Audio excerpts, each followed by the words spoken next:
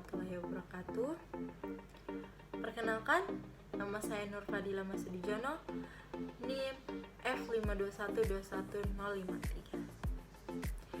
Saya akan menjelaskan tentang perancangan dan pengembangan farmasi sistem informasi perusahaan berdasarkan website menggunakan waterfall.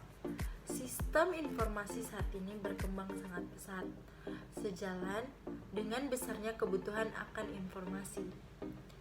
Perkembangan teknologi informasi tidak lepas dari pesatnya perkembangan teknologi komputer.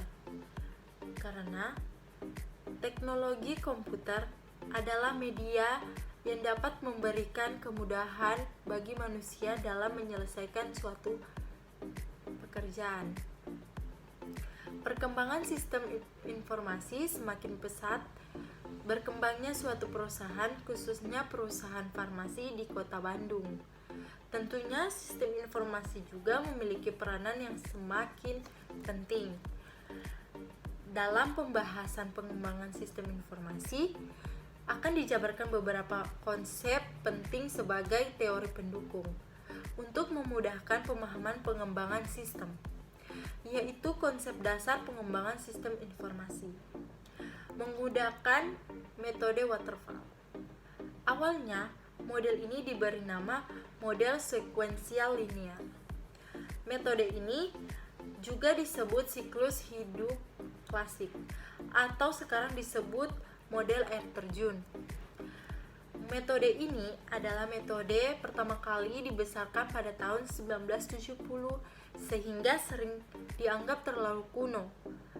Namun, cara ini sering digunakan oleh para teknisi di rekayasa perangkat lunak. Metode ini membutuhkan cara yang sistematis dan pendekatan yang tertata rapi seperti awal air terjun. Dari singkat kebutuhan sistem, kemudian berlanjut ke tahapan analisis, desain, pengkodean, penguji atau verifikasi, dan pemeliharaan. Disebut air terjun karena seperti air terjun yang jatuh satu persatu agar menyelesaikan tahapan sebelumnya, dapat kemudian dilanjutkan ke tahap berikutnya dan walk-in sequence. Metode waterfall menurut tahapan model waterfall adalah sebagai berikut. Yang pertama, rekayasa sistem.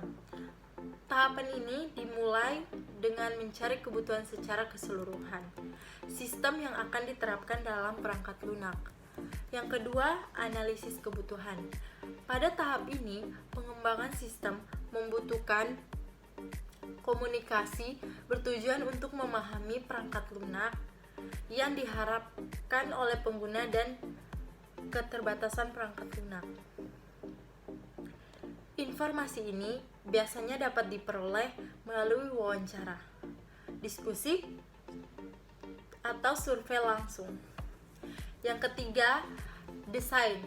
Spesifikasi persyaratan dari tahap sebelumnya akan dipelajari dalam fase ini dan desain sistem disiapkan. Yang keempat, pengkodean. Pada fase ini, sistem terintegrasi dengan sintaks sehingga sistem informasi tersebut dapat digunakan sesuai kebutuhan. Yang kelima, pengujian.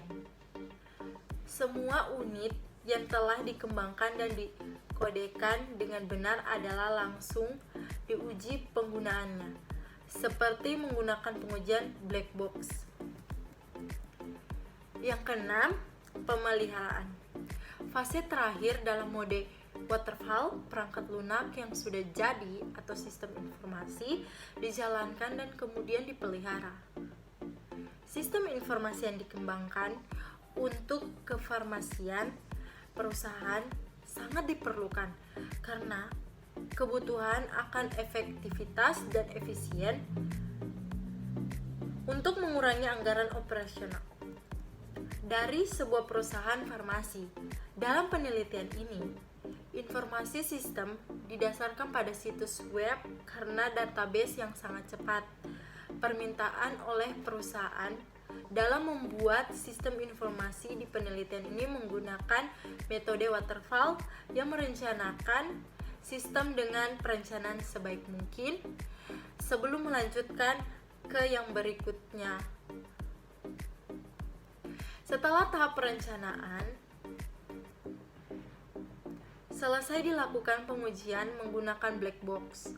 Berdasarkan hasil pengujian menggunakan black box, semua komponen sistem informasi adalah berjalan dengan baik. Antarmuka pengguna rumah yang dapat digunakan dengan benar. Maka, login user interface juga dapat digunakan dengan baik, sehingga dapat disimpulkan jika pengembangan sistem menggunakan metode waterfall telah berhasil digunakan di pembuatan sistem informasi di perusahaan farmasi ini. Di masa depan, dimungkinkan untuk mengembangkan sistem informasi menggunakan metode lain. Sekian dari penjelasan saya. Terima kasih. Wassalamualaikum warahmatullahi wabarakatuh.